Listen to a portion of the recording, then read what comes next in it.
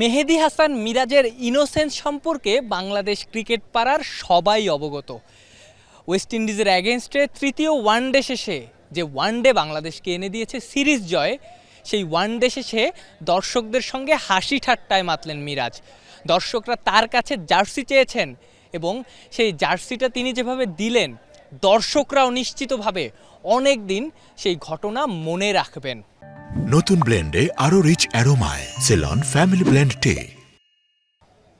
মিরাজও এই সিরিজটা নিশ্চিতভাবেই মনে রাখবেন। এটা যে তার অধিনায়কত্বে বাংলাদেশের প্রথম ওয়ানডে সিরিজ জয়, আর মিরাজ যেভাবে নেতৃত্ব দিলেন, এই সিরিজটা যেভাবে জিতলেন, তিনিও খুশি। তার কাঁধ থেকে যে অনেক বড় বোঝা নেমে গেছে। সবার ভিতরে একটা কনফিডেন্স ছিল যে আমরা যে কোনো সময় কামব্যাক করতে পারি, এবং প্লেয়াররা সবাই এগ্রি করেছে যে আমরা কিভাবে খেলবো, এবং ব্যাটসম্যানদের নিয়ে অনেক সমালোচনা হয়েছে। এবং আমার কাছে মনে হয় যে আমরা ব্যাটসম্যানরা যারা আছে সবাই এই জিনিসটা বুঝতে পেরেছে কার রোলটা কিভাবে করতে হবে। সো আমরা সেটা নিয়ে মিটিং করেছি, আমরা কথা বলেছি। এই সিরিজের আগে 10 ওয়ানডেতে অধিনায়ক মিরাজ জিতেছিলেন মাত্র একটা ম্যাচে। কাঁধের উপর পাহাড় সম চাপ, সেই চাপ থেকে মিরাজকে রক্ষার দায়িত্ব নিয়েছিলেন তামিম ইকবাল। তিনি সেই চাপ থেকে কিভাবে মিরাজ রক্ষা পাবেন, কিভাবে নিজেকে উদ্ধার করবেন, সেই টোটকা বাতলে দিয়েছিলেন। এমনকি বাংলাদেশের সর্বকালের সেরা অধিনায়ক যাকে বলা হয়, সেই মাশরাফি বিন মুর্তজার সঙ্গেও মিরাজের কথা হয়েছে।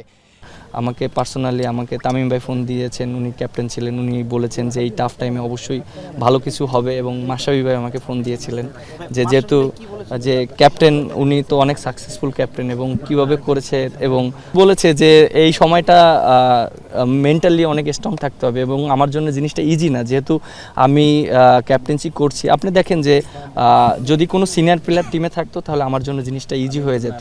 আপনার জন্য তো টাফ টাইম এবারই প্রথম। আমরা তো ক্রিকেটার, অবশ্যই আমাদের টাফ সময় আসবে। আর আমার কাছে একটা জিনিস মনে হয় যে খারাপ সময়ের পরে ভালো সময় আসবে। আমার যেহেতু যে সময়টা আমার গিয়েছে, হয়তো সামনে আরো ভালো সময় অপেক্ষা করছে। মিরাজ যেটা বললেন যে খারাপ সময়ের পর ভালো সময় আসে, একটা কথা আছে বাংলায় যে রাত যত গভীর ভোর তত কাছে। মিরাজের ভোরটাও নিশ্চয়ই অনেক কাছে। সেই মাঝরাতটা এই সিরিজে পার করলেন ওয়েস্ট ইন্ডিজের বিপক্ষে ওয়ানডে সিরিজ জয় করে। Afnan Piyal, Jamuna sports, Mirpur Sher-e-Bangla stadium, Dhaka.